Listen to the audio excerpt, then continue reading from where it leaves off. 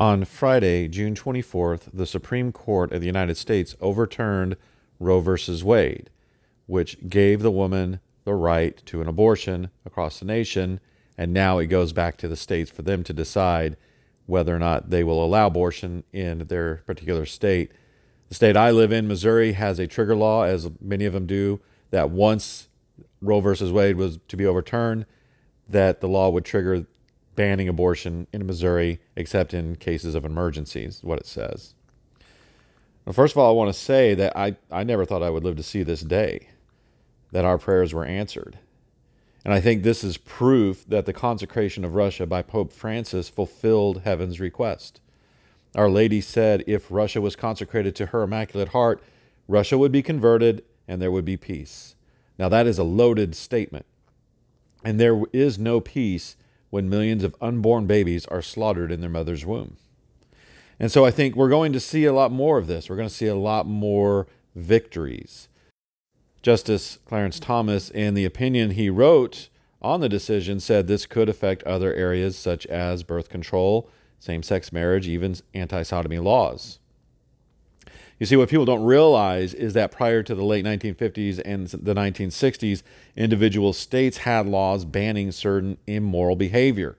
In most states, abortion, birth control, pornography, and sodomy were illegal.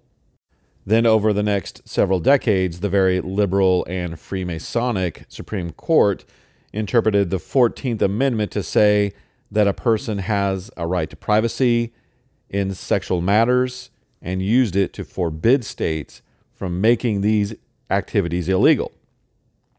And then, of course, they made it illegal to make same-sex marriage illegal. And so what the Supreme Court did Friday was say, no, the 14th Amendment does not apply here, and the states can make laws accordingly. And so, yes, this could affect those other areas, those other issues, such as birth control, sodomy, pornography. Now, a lot of people, even on the pro-life side, might be horrified at making these other things, such as birth control, illegal again. And so I want to look at the bigger picture here.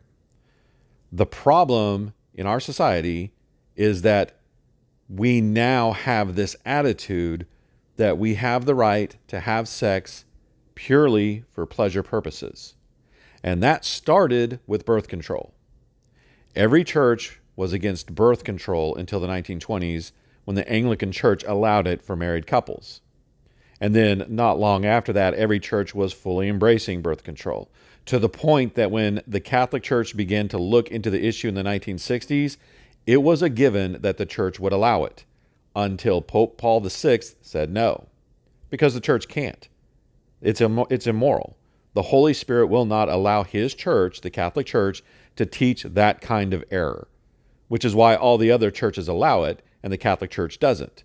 Only the Catholic Church is protected against error. The other churches aren't. When you divorce sex from its natural purpose, which is procreation, then all this other stuff naturally follows. Divorce, same-sex acts, gender confusion, even bestiality.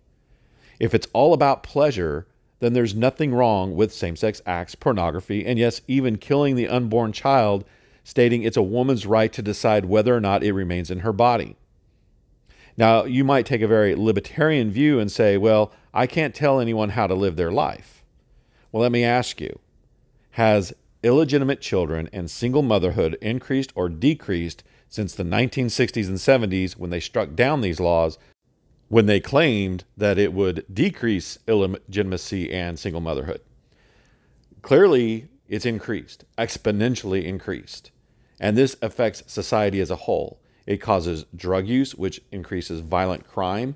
And quite frankly, as our society becomes more accepting of these things, it becomes harder and harder to raise our children with morals. And it all stems from the false premise that sex is for pleasure and not for procreation. But once you let that genie out of the box, it's very difficult to put it back in. This is a major step in the right direction, but it is not over.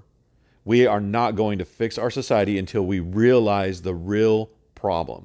And that is that people do not recognize sex for what it is, for procreation.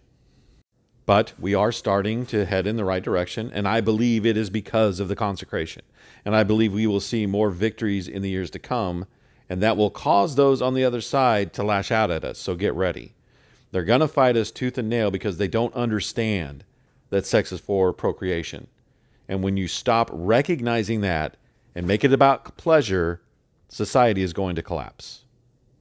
Until my next video, God bless.